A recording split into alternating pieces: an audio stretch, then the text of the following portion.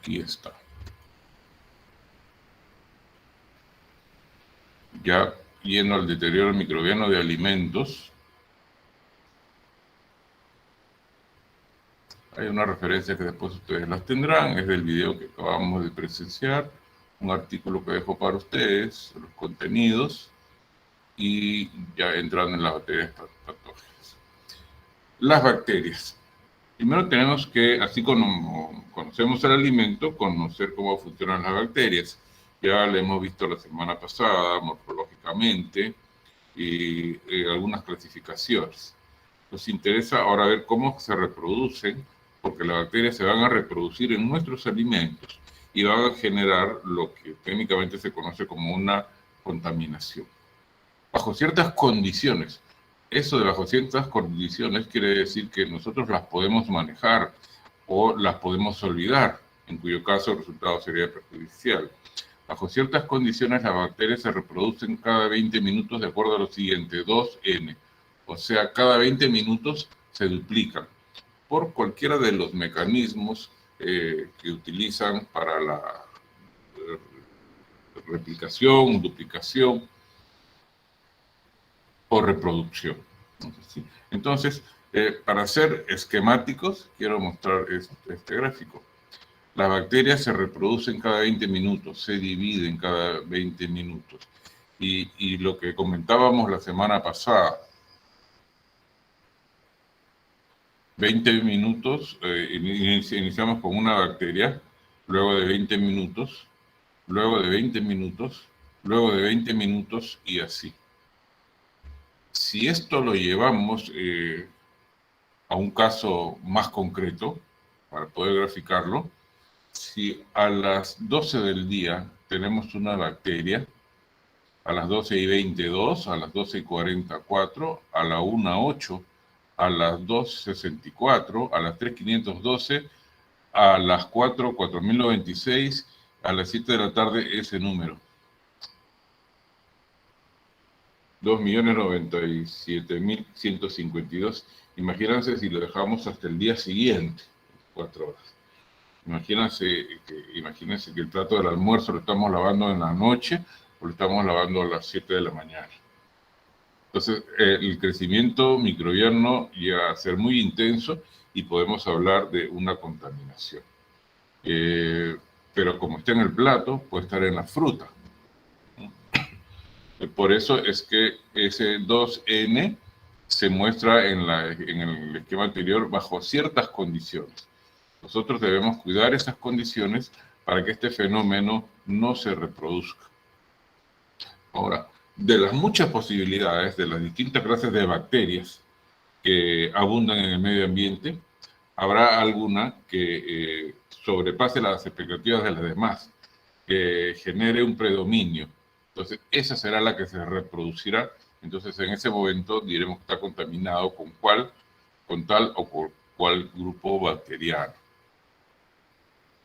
Y ya sabemos que cada uno tiene sus características y trae sus consecuencias. Este crecimiento bacteriano que estamos mostrando en esta imagen suele graficarse de esta manera, que se llama curva de crecimiento microbiano. Acá podemos precisar alguna cosa. Lo normal, algunos la dibujan de esta otra manera, también es similar. Acá vamos a poner esta. En el eje Y señalamos el número de bacterias, o sea, la población, la cantidad de bacterias, y el eje X el tiempo. Entonces podemos determinar que conforme va avanzando el tiempo, el crecimiento bacteriano, o sea, la duplicación de la población, va mostrando ciertas características. Hay inicialmente una fase de latencia.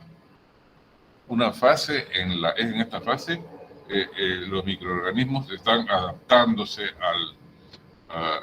al elemento que acaban de colonizar. Están tomando su tiempo. Entonces, el crecimiento puede parecer inaparente o no es notable, no es notorio. La reproducción es todavía imperceptible. Pero llega un momento en que ya instalados, el crecimiento se multiplica intensamente en lo que se llama una fase logarítmica, que es propiamente ese 2n que acabamos de ver en la diapositiva anterior. Es decir, un crecimiento intensivo, una duplicación cada 20 minutos. Porque hay abundancia de sustrato, de material alimenticio. Entonces, el crecimiento es intenso. Luego viene una fase que se llama estacionaria. Ocurren algunas cosas. La disponibilidad de alimentos disminuye. Las sustancias producto del metabolismo de las bacterias, las sustancias de desecho, se van a incorporar en el medio y eso va a entorpecer, dificultar el crecimiento y reproducción. Pueden ser incluso sustancias tóxicas para los mismos microorganismos. Entonces, el número de muertes y el número de reproducciones va a ser similar. Entonces, la fase va a llamarse prácticamente estacionaria, ¿no?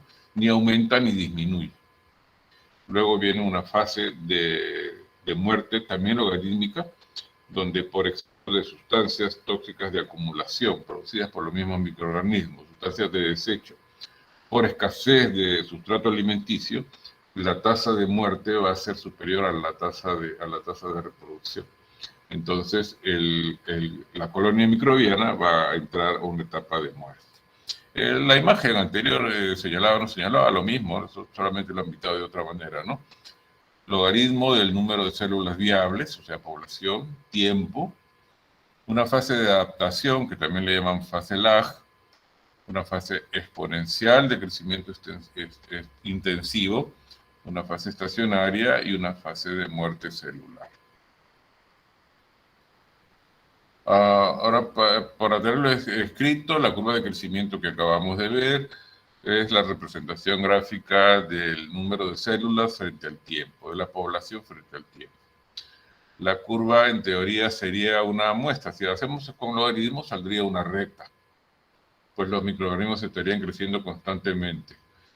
Si lo hacemos sin logaritmos, sería curva como la segunda gráfica, pero solamente es cuestión de ver cómo lo aplicamos. El comportamiento, el fenómeno siempre es el mismo.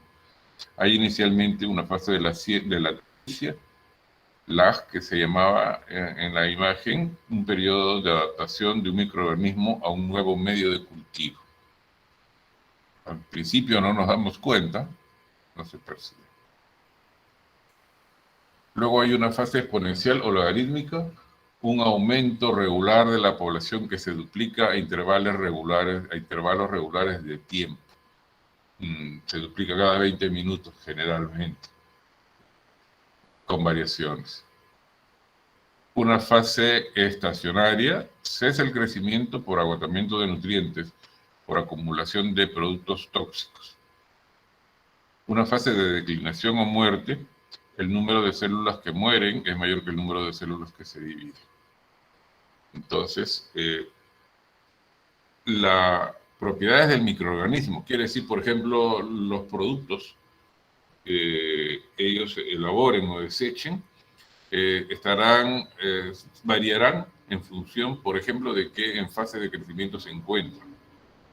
Por ejemplo, la producción de antibióticos se lleva a cabo en la fase estacionaria, por ejemplo. Para el caso de hongos. Entonces, conocemos ya la curva de crecimiento microbiano y entendemos que cuando hablamos de crecimiento microbiano no nos referimos al tamaño del microorganismo, sino a la población. Entonces, esto puede ocurrir en nuestros alimentos también.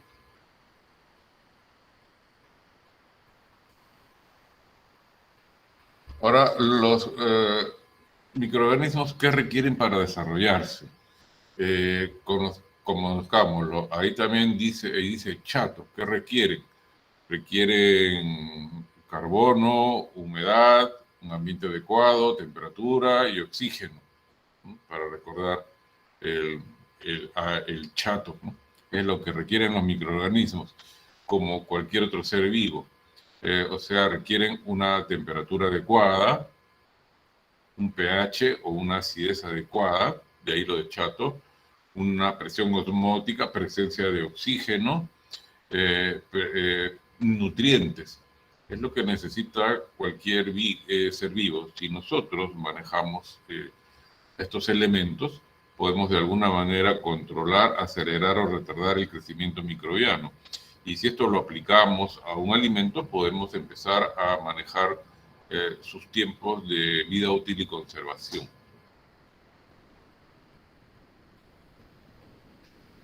Nuevamente, ¿qué factores afectan el crecimiento bacteriano?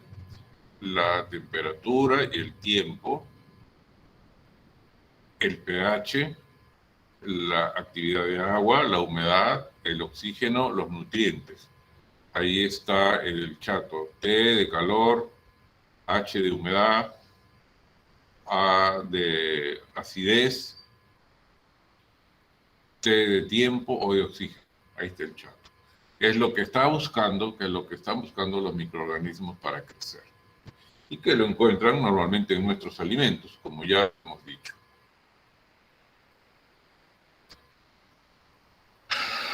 Dos factores necesarios. Vamos a revisar algunos de ellos porque nos va a permitir establecer algunas conductas, porque no todas las bacterias son iguales y además no todos los alimentos son iguales. En química de alimento hemos visto grandes variaciones, en microbiología de alimento veremos grandes variaciones en los grupos microbianos y en los microorganismos en sí. Nosotros podemos manejar la disponibilidad de nutrientes, el pH, la capacidad de oxidación, la actividad de agua. El tiempo y la temperatura son factores externos. También podríamos manejarlos, pero son factores externos. Factores que favorecen el crecimiento de microorganismos en un alimento. El alimento, los principios nutritivos, la temperatura y la humedad. Seguramente con el oxígeno estos son los elementos más importantes que favorecen el crecimiento de microorganismos. La humedad, ustedes recuerdan que puede encontrarse como agua libre en los alimentos o como agua ligada. ¿Recuerdan? Recuerdan que habíamos acuñado los términos de humedad, humedad total, y habíamos acuñado el término de actividad de agua, o lo que se relacionaba con el agua disponible. En conservación de alimentos nos preocupa el agua disponible. Si la actividad de agua es elevada, pues los microorganismos fácilmente podrán hacer un desarrollo vital en el alimento y empezar a colonizarlo. Entonces, este es un elemento de control. Y sabemos que hay comportamientos relativos a la humedad. Hay microorganismos que requieren altos índices de actividad de agua y otros que no requieren tanto. Con respecto a los alimentos, como ya les he dicho varias veces, son nuestros principales competidores, porque los microorganismos, las bacterias, requieren los mismos nutrientes que nosotros. Igual que nosotros, los microorganismos quieren proteínas, grasas, carbohidratos, vitaminas, minerales, igual que nosotros. Y lo buscan en nuestros alimentos, de tal manera que se depositan en ellos, en los residuos, en las ollas, en los equipos, en las cocinas, en las mesas, en los utensilios, en las paredes.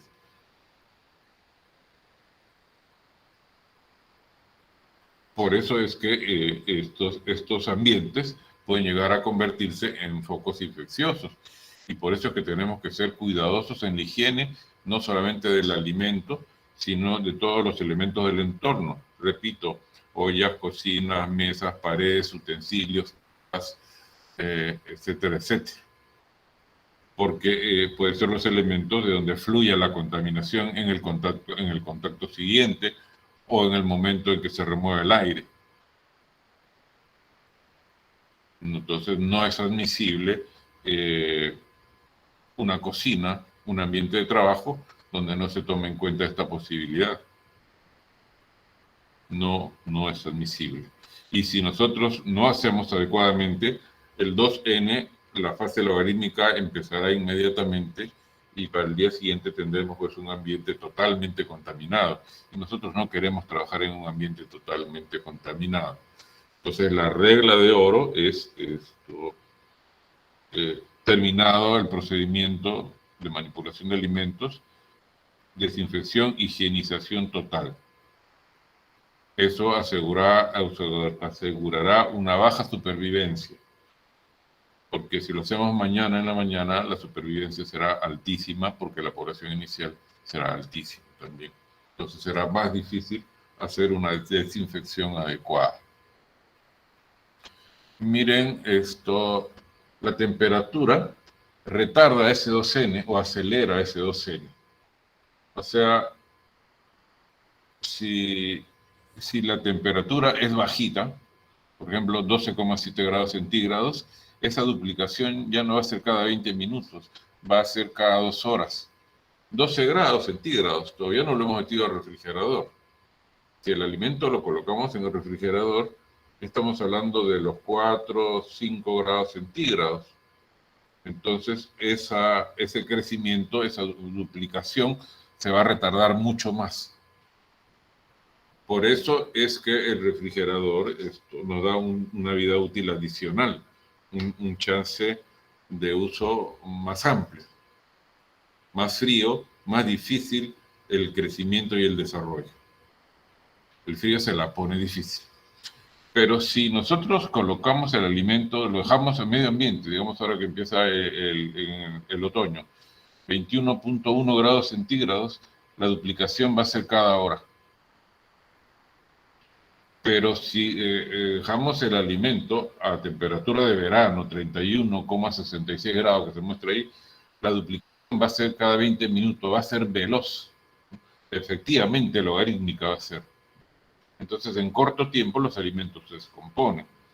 Por eso es que los casos de tifoidea o de fiebres estomacales, infecciones estomacales, se dan mayormente en temporadas de verano, o en lugares donde no hay un refrigerador a la mano. Generalmente son los lugares donde viven personas de bajos recursos. Entonces, la temperatura, miren de qué manera importante actúa sobre la capacidad de reproducción de los microorganismos. Y quieres ponérsela más difícil, ponla en el congelador entonces.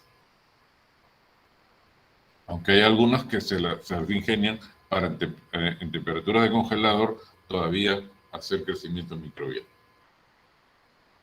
Entonces, hay microorganismos que soportan las temperaturas altas, hay microorganismos que no las soportan.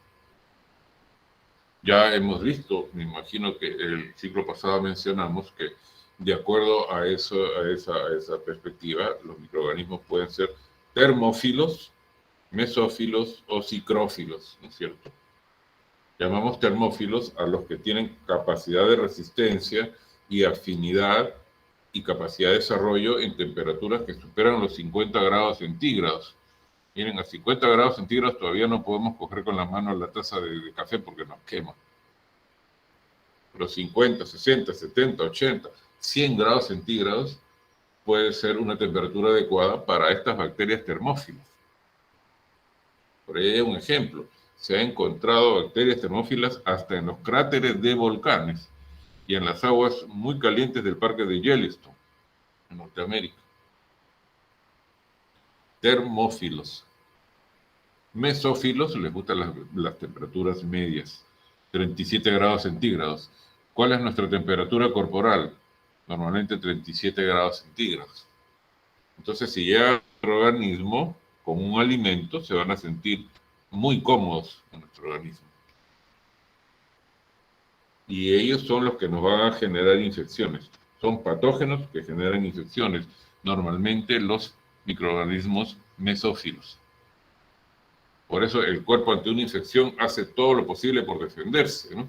Sube la temperatura para molestarlos, fiebre, diarreas para eliminarlo, náuseas para eliminarlo directamente. Mesófilos, patógenos infecciosos para nosotros, como la salmonela, por ejemplo, como el Vibrio cholerae, produce el cólera, por ejemplo.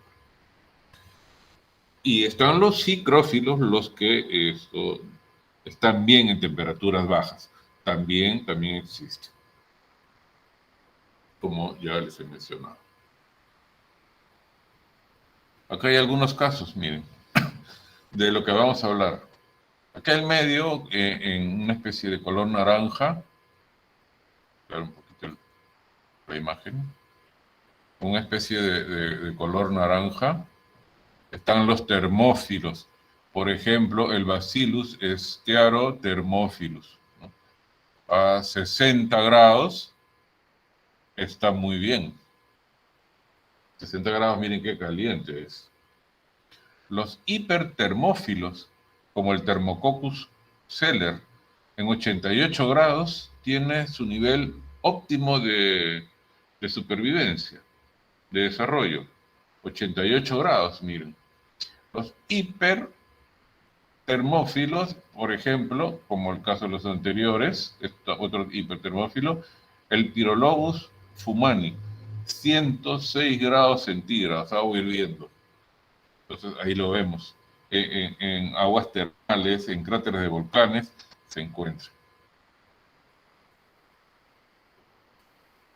Para el otro lado, los mesófilos, Escherichia coli, que viven en nuestros intestinos. 38, 39 grados centígrados es su temperatura óptima. Son los mesófilos. Los psicrófilos, el Polarononas, no estoy leyéndolo muy bien, Polarononas vacuolata, 4 grados centígrados, temperatura de refrigerador. Y más allá todavía, más a la izquierda podrías poner a los psicotrófilos, que se adecuan a temperaturas de congelación. Entonces no todas las bacterias funcionan igual. Entonces tenemos que conocer a las bacterias. Estos psicrófilos pueden echar a perder nuestros alimentos. Estos mesófilos pueden producir infecciones. Estos termófilos pueden producir toxinas y algunos psicrófilos también. Toxinas muy peligrosas. Entonces, en todos los casos hay que estar atentos.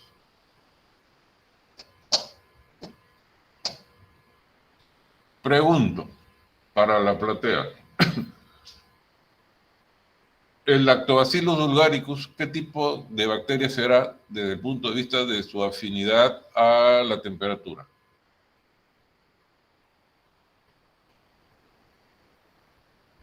Porque me imagino que ustedes ya han hecho yogur.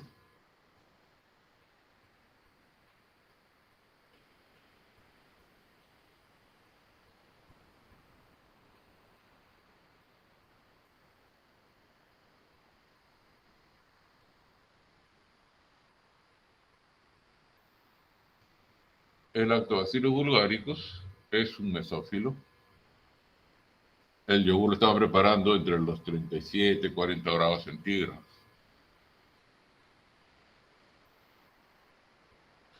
Algunos ejemplos, alimentos pues ya donde el crecimiento microbiano se da. Acá lo que esencialmente destacan son los hongos, que es de lo que vamos a conversar. Igualmente este caso, productos que ya están deteriorados por crecimiento microbiano. En este caso el deterioro ya es por envejecimiento, brotaduras, y en el envejecimiento es donde el vegetal pierde capacidad de autoprotección, pierde resistencia, pierde capacidad de defensa. Entonces con la marchitez viene el crecimiento microbiano. Seguramente porque hay liberación de humedad. Enfermedad del ajo. El moho azul, en este caso se trata de un hongo, el Penicillium italicum. Y bueno, se entiende por qué se llama moho azul. Y cómo ha invadido completamente la cáscara de esta naranja. Seguramente le ha tomado tiempo, pero ha encontrado las condiciones necesarias. Y ese mismo moho azul en otros tipos de vegetales, de frutos. Hay un moho blanco, No es una bacteria, es un hongo. Es el hongo Sclerotinia sclerotiorum. Y es patógeno. Puede ser bastante patógeno, por lo menos para los vegetales. El modo de las nectarinas, acá lo vemos dispuesto sobre una manzana, como aprovechado. El modo del pan, al rato hablaremos del modo del pan. Mucho cuidado con este modo del pan. Esto vamos a hacer un hincapié especial. En los quesos también, que contienen otro tipo de nutrientes. No todas las contaminaciones del queso son positivas. Hay unas que son muy malas, otras que son muy buscadas y muy costosas. Queso enfermo le llaman. ¿Okay?